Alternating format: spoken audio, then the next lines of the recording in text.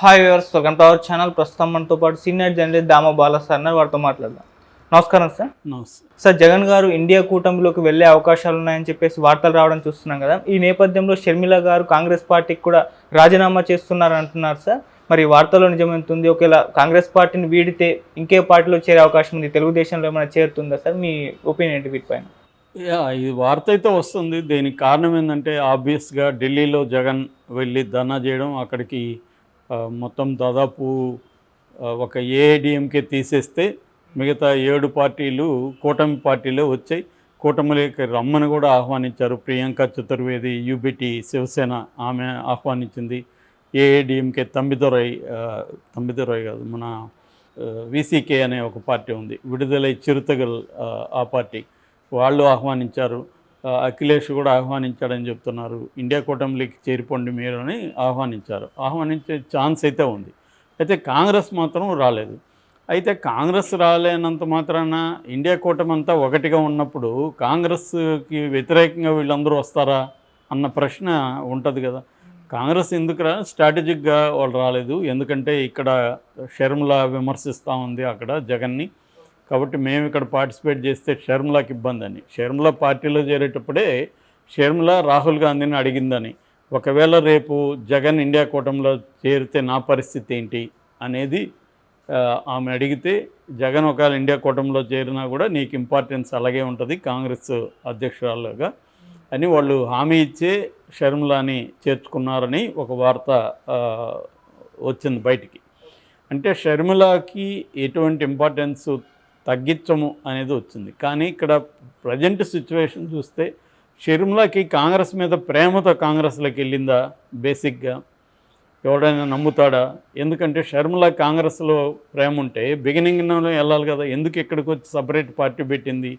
ఇక్కడ ఆమె సపరేట్గా పార్టీ పెట్టి ఇక్కడ నిలబడదాము అనుకునింది. ఎందుకంటే వాళ్ళ హస్బెండ్ది ఇక్కడే కాబట్టి, వ్యాపారాలు ఇక్కడే కాబట్టి ఇక్కడ చేద్దాం అనుకున్నది. కానీ ఇక్కడ ఫెయిల్ అయిపోయింది. ఫెయిల్ అయిపోయినప్పుడు ఆమెకి ఇప్పుడు ఆంధ్రప్రదేశ్లో మళ్ళీ పోయి కొత్త పార్టీ పెడితే అక్కడ కష్టం అని చెప్పి ఆమె అప్పటి వరకు కాంగ్రెస్ని తిట్టింది. ఆ వీడియోలు కూడా బయటకు వచ్చాయి. కాంగ్రెస్ వైఎస్ని దొంగ అన్న పార్టీ, అప్పటి కాంగ్రెస్ కాదు, ఇప్పుడు కాంగ్రెస్ అంతా దొంగలున్న కాంగ్రెస్, రేవంత్ రెడ్డి ఒక దొంగని ఇక్కడ పెట్టారు, ఇవన్నీ మాట్లాడిన వీడియోలు ఉన్నాయి. సో ఆమెకి విధి లేకనే కాంగ్రెస్లోకి వెళ్ళింది. అట్లాగే కాంగ్రెస్కి కూడా విధి లేదు, ఏమి తప్ప అక్కడ దిక్కు లేదు, అది కోమలా ఉంది. అక్కడ ఎవరు నాయకులు లేరు, బాధ్యత తీసుకునే లీడర్ ఎవరు లేరు. సో ఈమె వస్తే కనీసం వైఎస్ఆర్ లెగసీ కొంత వస్తుంది, వైఎస్ఆర్ అభిమానులు కొంత సపోర్ట్ చేస్తారు. గతంలో కాంగ్రెస్లో ఉండి వైసీపీలోకి వెళ్ళిన వాళ్ళు కొంతమంది వచ్చే అవకాశం ఉంది. కొంతవరకు బెటర్, కోమా కంటే కనీసం ఇది బెటర్ అని వాళ్ళు డిసైడ్ అయ్యి ఈమెని వాళ్ళు తీసుకున్నారు. ఈమెకి అవసరాలు రీత్యా వెళ్ళింది. సో ఎందుకంటే జగన్ అక్కడ ఢీకొనాలంటే మనకు ఒక నేషనల్ పార్టీ ఉండాలని వెళ్ళింది. చంద్రబాబు అవసరాల నుంచి చంద్రబాబు కూడా ఆమెను సపోర్ట్ చేశాడని మనకు తెలుసు. ఎందుకంటే తెలుగుదేశం మీడియా ఆమెని బాగా ఫోకస్ చేసింది. ఎవరైనా అదే చేస్తారు. జగన్కి యాంటీగా ఎవరు వచ్చినా తెలుగుదేశం మీడియా వాళ్ళని హైలైట్ చేస్తుంది. ఆఫ్టర్ ఆల్ దస్తగిరి లాంటి వాళ్ళనే విపరీతంగా హైలైట్ చేసింది. షర్మిలాని చేయడంలో ఆశ్చర్యం ఏమి లేదు. రాజకీయాల్లో తమకి హెల్ప్ అవుతుంది అనుకుంటే ఎనిమికి ఎనిమి ఫ్రెండ్ అనే ఒక పాస్ సామెత ఉంది కాబట్టి ఆ ప్రకారం చంద్రబాబు అతని మీడియా ఆమెకు ఇంపార్టెన్స్ ఇచ్చాడు. దానివల్ల ఆమె లాభం వచ్చింది. ఓకే, అంటే ఆశించిన స్థాయిలో లేకపోయినా కనీసం షర్మిల వెళ్ళినాక అక్కడ కొంత కదలిక వచ్చింది కాంగ్రెస్లో. కాంగ్రెస్ మీద చర్చ అనేది నడవడం స్టార్ట్ అయింది. ఓట్లు కూడా దారుణంగా పర్సంటేజ్ అంతకు ముందుతో పోలిస్తే కొంత బెటరు, మరీ వర్స్ట్ కాదు. సో ఈ 5 ఏళ్ళు ఆమె గట్టిగా చేయగలిగితే కాంగ్రెస్ కొద్దిగా బెటర్గా ఉంటుంది పరిస్థితి అనేది వాళ్ళకున్న అండర్స్టాండింగ్. అయితే ఇప్పుడు అనూహ్యంగా జగన్ ఇటు వెళ్తున్నప్పుడు ఆమెకి ఇంకా కాంగ్రెస్లో ఇంపార్టెన్స్ ఉండదు. జగన్ కానీ రేపు దాంట్లో ఇండియా కూటమిలో జాయిన్ అయితే ఆమె జగన్ని విమర్శించలేదు. ఎందుకంటే జగన్ ఫ్రెండ్ అయిపోతాడు. ఈవెన్ రేవంత్ రెడ్డి కూడా విమర్శించలేడు, కూటమిలో భాగంగా ఉంటాడు కాబట్టి. సో ఆ రకంగా షర్మిలాకి ప్రాబ్లం వస్తుంది. ప్రాబ్లం వచ్చినప్పుడు ఆమె కాంగ్రెస్లోనే ఉంటే ఆమె ముందు జగన్ని విమర్శించి వైసీపీలో నుంచి లాగాలి తప్ప ఆమె తెలుగుదేశాన్ని బీజేపీని విమర్శించడం ద్వారా ఆమెకి పెద్ద మైలేజ్ ఉండదు. తెలుగుదేశం మీడియా కూడా మైలేజ్ ఇవ్వదు. సో తెలుగుదేశం మీడియా మైలేజ్ లేనప్పుడు ఆమెకి ఇంకెక్కడి నుంచి వస్తుంది? ఆమె పోయి ఇప్పుడు ఆర్గనైజేషన్లో ఆమె బాగా వీక్. ఆమె బలాలు ఏంటంటే గట్టిగా మాట్లాడగలదు, దూకుడు స్వభావం ఉంది, ఎక్కడ పేపర్ చూడకుండా అనర్గళంగా ఉపన్యాసాలు ఇవ్వగలదు, మొండిగా పనిచేయగలదు, హార్డ్ వర్క్ చేయగలదు. ఇవన్నీ ఆమె బలాలు. బలహీనతలు ఏంటంటే ఇతరులను కలుపుకోబోయే తత్వం ఆమెకి లేనట్టుగా ఇప్పటివరకు మనం చూస్తే అర్థమవుతుంది. ఒక నిర్మాణాల్లో పనిచేసే కల్చర్ ఆమెకి లేదు. ఆమె ఒక రీజనల్ పార్టీ నాయకురాల్లాగా బిహేవ్ చేస్తుంది తప్ప కాంగ్రెస్ పార్టీ ఒక జాతీయ పార్టీలో మనం భాగం ఇతరులను కలుపుకోబోవాలి అన్న ఇదే ఆమెకు కనిపించట్లేదు. ఇక్కడంటే అది నడిచింది ఆమె సొంత పార్టీ. ఇక్కడనే విమర్శలు విపరీతంగా వచ్చాయి. ఆమె ఒంటెత్తిపోకుండా ఎవరిని కలుపుకోబోదు, ఎవరికి ఇంపార్టెన్స్ ఇదని.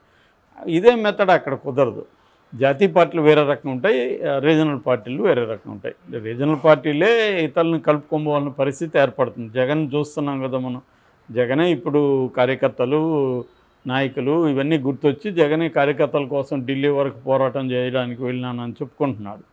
సో ఈ నేపథ్యంలో షర్మిల ఎంతకాలం కాంగ్రెస్లో ఉండొచ్చు అన్న చర్చ ఇప్పుడు మళ్ళీ షర్మిల భవిష్యత్తు ఏంటి అనేది వచ్చింది. ఆమె ఇప్పుడు ఒకవేళ కాంగ్రెస్ రిజైన్ చేస్తే ఇటు తెలుగుదేశంలోకి వెళ్ళలేదు, ఆమె ఇటు బీజేపీలోకి వెళ్ళలేదు, జనసేనకి కష్టం.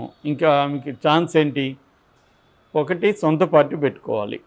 సో అందుకని రాజన్న పార్టీ అనే పేరుతో ఆంధ్రప్రదేశ్లో కూడా ఒక పార్టీ పెట్టాలని ఆలోచన ఉన్నట్టు కూడా చెప్తున్నారు. ఆల్టర్నేటివ్గా ప్లాన్ బి ఆమె సిద్ధంగా ఉంది. ఎందుకంటే జగన్ కానీ కాంగ్రెస్ వైపు వెళ్ళిపోతే అప్పుడు ఇంకా కాంగ్రెస్ అనేది ఉనికిలో ఉండదు. ఇప్పుడు తమిళనాడులో కూడా అంతే కదా. తమిళనాడులో కాంగ్రెస్లో ఏం ఉనికిలో ఉంది?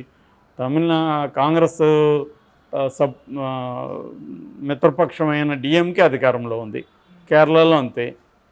సో అందుకని ఆంధ్రప్రదేశ్లో కూడా రేపొద్దున ఇండియా కూటమి గెలిచిందనుకో సెంట్రల్లో, అప్పుడు ఇక్కడ జగన్ అధికారంలో ఉంటాడు, జగన్కి సపోర్ట్ చేస్తారు వాళ్ళు.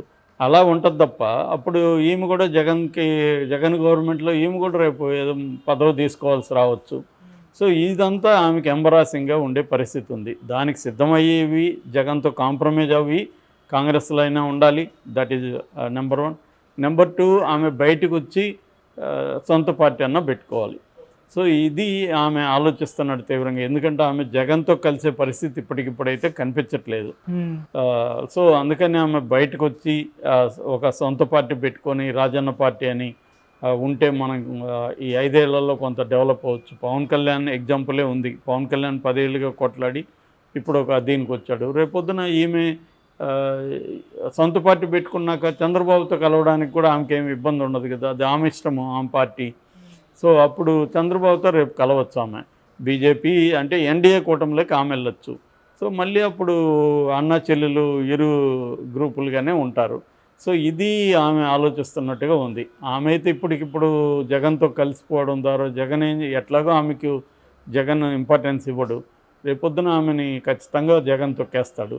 ఎందుకంటే తనకి బాగా ఇబ్బంది, తన ఫెయిల్యూర్కి ఆమె కూడా దోహదం చేసిందనే అభిప్రాయం జగన్లో ఖచ్చితంగా ఉంటుంది. సో అందువల్ల ఇప్పటికిప్పుడు ఆమెని జగన్ నితన పెట్టుకునేది అయితే చేయనప్పుడు ఆమె ఏం చేయాలి? 5 ఏళ్ళు మెల్లమెల్లగా ఎప్పుడైనా ప్రతిపక్షంలో ఉంటే జగన్ క్యాంటీగా ఉంటే ఆమె మైలేజ్ వస్తుంది, కానీ జగన్తో ఉంటే ఆమె మైలేజ్ వచ్చే అవకాశం లేదు. సో అందుకనే ఆమె బయటకు వస్తుందని ఒక పుకారైతే వినిపిస్తుంది.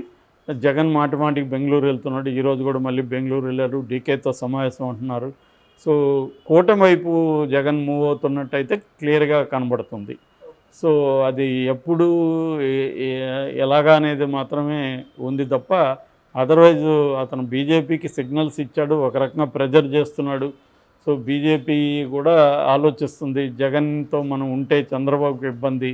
సో మనకి ఇంపార్టెన్స్ చంద్రబాబు. నెక్స్ట్ 2029 ఎలక్షన్లో కూడా చంద్రబాబు పవన్ కళ్యాణ్తోనే బీజేపీ వెళ్ళాలి ఎన్నికలకు. జగన్ ఎట్లాగూ ఎన్డీఏలో చేరడు కాబట్టి జగన్కి మనం ఎందుకు సపోర్ట్ చేయాలి? ఓన్లీ రాజ్యసభలో ఉన్న వాళ్ళకి. అదేదో ఇట్లా బీఆర్ఎస్ 4 వస్తారు, ఇంకొంతమందిని మేనేజ్ చేసుకుంటే, ఎందుకంటే అక్కడ వాళ్ళకి షార్టేజ్ అంత 12 మందే రాజ్యసభలో షార్టేజీ. దాన్ని మేనేజ్ చేసుకుంటే జగన్ మీద మనం డిపెండ్ అవ్వాల్సిన అవసరం లేదు. ఈవెన్ వైసీపీ నుంచి కూడా కొంతమంది రాజ్యసభ సభ్యుల్ని ఇట్లా లాగచ్చు అని బీజేపీకి ఉంది. కాబట్టి బీజేపీకి జగన్ అవసరం ఇప్పుడు తగ్గిపోతుంది ఈ పని జరిగితే. అప్పుడు జగన్కి బీజేపీ అండ ఉండదు కాబట్టి ఖచ్చితంగా జగన్కి ఇండియా కూటమి అవసరం, ఇండియా కూటమికి కూడా జగన్ అవసరం. సో ఈ నేపథ్యంలో షర్మిల కాంగ్రెస్లో ఉంటే ఆమెకు ఫ్యూచర్ అయితే కనిపించట్లేదు. సో అందుకని ఆమె బయటకు వచ్చే అవకాశాలు అయితే ఉన్నాయి. వస్తుందా రాదని మనం చెప్పలేం. Thank you so much sir.